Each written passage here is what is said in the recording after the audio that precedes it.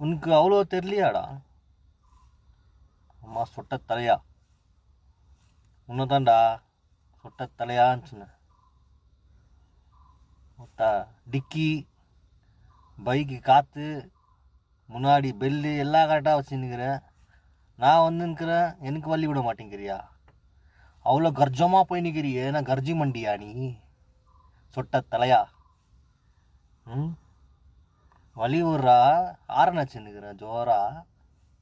வழி விடாத பாட்டும் கேட்குறதில்ல. நீ காசு நிறைய வச்சுன்னுக்கிற பாக்கெட்டில், கட்டி கட்டியாக வச்சுன்னுக்கிறியாடா காசை. செலவும் பண்ண மாட்டேங்கிறான், ஒரு ஒரு பஜ்ஜி கூட வாங்கி தர மாட்டேங்கிறான். கட்டி கட்டியே காசு வச்சு மண்டையில் முடியும் இல்லை. சப்பாத்தி போட்டு சுற்றினுக்கிறியா? எல்லாம் கட்டதாக்குது. ஆடின்னு போறிய, ஏன் சரக்கு கஷ்டிக்கிறியா? சறுக்கு பையா, சறுக்கு கச்சியாடா? சொட்ட பையா, பொட்ட பையா, சொட்ட தலையா, உன் மூக்கில் என் சுண்டல். வழி விடுறதுக்கு யோகியத்தை இருக்குதாடா அவனுக்கு? என்ன மாதிரி வண்டி தொடிக்கிறியா நீ? நீ தொடி, கையில் பல வெட்டுங்க பார்க்கலன்னா தூக்கம் வராது உனக்கு. சொட்ட தலையா.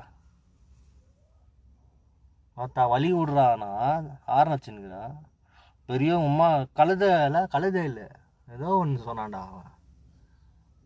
ஒட்டகம் மாதிரி நடுவில் பூனை டான்ஸ் ஆடின்னு போயிருக்கிறியாடா டிவிஎஸ் சாம்பையா? உன்னை தானே தேடுறேன் நான். ரகசியமாக போடுறேன் உன்னை, நைட்டுக்குள்ளே ரகசியமாக போட்டுறேன்.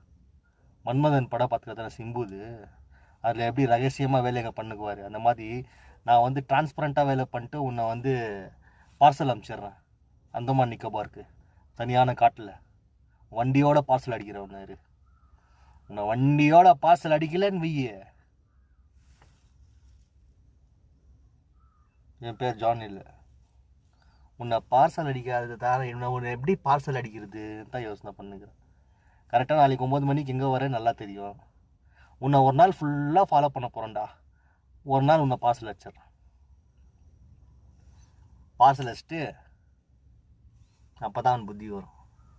நாங்கள்லாம் வேற மாதிரி நல்லவனுக்கு கை கொடுப்போம், கெட்டவனுக்கு கதையை முடிப்போம். இந்த ஒரு பாட்டு ஒன்று இருக்குது, விஜய் சேதுபதி விஜய் இது நான் இது ஏதோ ஒரு பாட்டு இருக்குது, அது என்ன பாட்டுன்னு தெரியல. அது லாரியில் ஏற்றி கடவுள்